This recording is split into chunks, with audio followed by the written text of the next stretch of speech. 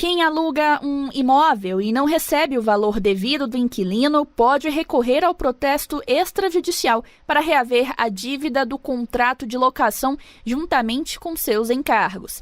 Para saber mais sobre essa possibilidade, eu converso agora com Natália Lourdes dos Santos, tabeliã e representante do Instituto de Estudos de Protesto de Minas Gerais. Olá, doutora Natália, seja bem-vinda mais uma vez à Rádio Justiça e muito obrigada por nos atender. Olá, Jéssica. Eu que agradeço pela entrevista. Muito bem. Então, doutora Natália, essa alternativa de reaver esse tipo de dívida por meio de protesto extrajudicial tem amparo na lei, né? Isso, Jéssica. Essa alternativa, ela encontra amparo legal e é uma forma segura e eficiente que o proprietário do imóvel possui para receber, num curto espaço de tempo, o débito em atraso.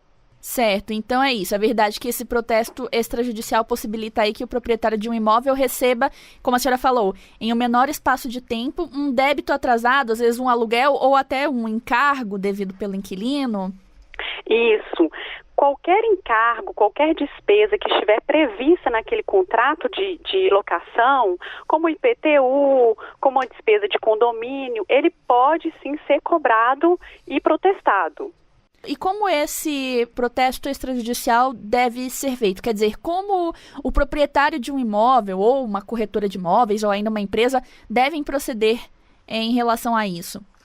Isso, no caso, esse proprietário ou essa empresa administradora desses aluguéis, se tiver autorização desse proprietário, eles vão comparecer num cartório da sua região, de onde foi feito o contrato, com esse contrato em mãos, né? Ele deve ser um contrato legível, na via original, sem rasuras, e deve também elaborar uma planilha de débito. É uma planilha, um demonstrativo simples, constando todas as parcelas que estão em atraso, se teve alguns juros, especificar os juros e o valor total, que é aquele que ele pretende protestar. Entendido.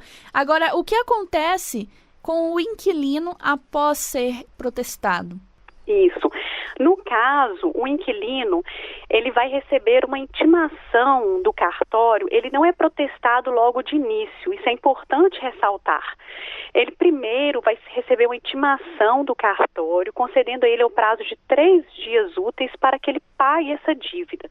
Caso ele não pague essa dívida dentro desse prazo, aí sim vai ser efetivado o protesto dessa dívida. E com esse protesto, o inquilino pode ter diversas restrições de crédito, ele vai ter dificuldade em fazer empréstimos, ele não vai conseguir fazer empréstimos, não vai conseguir retirar talões de cheque ou cartões de crédito. Agora, o Instituto de Estudos de Protesto de Minas Gerais tem algumas dicas, né, em relação a esse tipo de procedimento.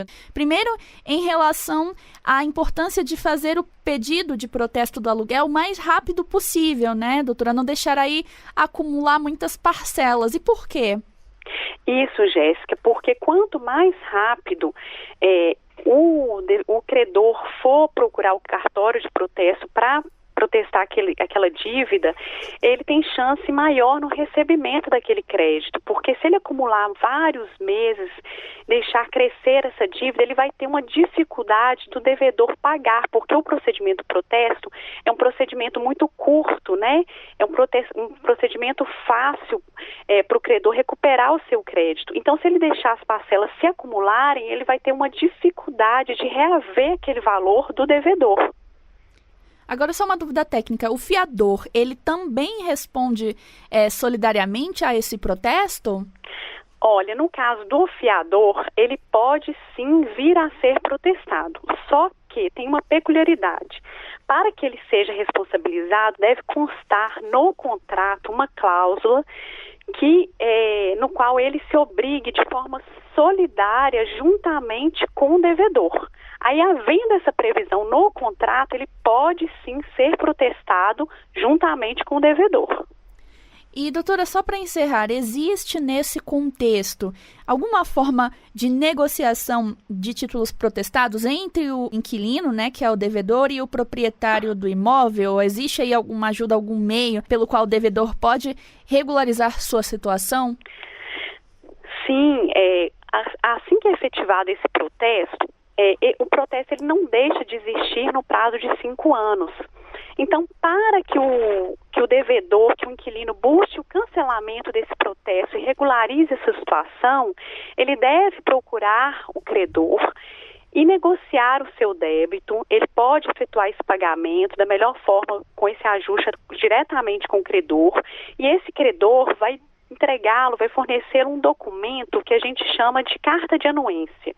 E com esse documento em mãos, o credor vai dizer que concorda com aquele cancelamento do protesto. O inquilino comparece no cartório com esse documento em mãos e consegue sim cancelar o protesto e regularizar a sua situação. Muito bem, eu acabei de conversar com Natália Lourdes dos Santos, tabeliã e representante do Instituto de Estudos de Protesto de Minas Gerais. Ela que falou aqui sobre o protesto extrajudicial como forma de reaver a dívida do contrato de locação. Doutora Natália Lourdes dos Santos, mais uma vez, muito obrigada pela entrevista e pelos esclarecimentos sobre o assunto. Eu que agradeço, Jéssica, muito obrigada. E só para acrescentar a todos os ouvintes, existe o site www.protestomg.com.br, no qual é disponibilizada uma série de informações para o devedor e para o credor, no sentido de auxiliá-los, né, nesse momento de recuperação e regularização da dívida.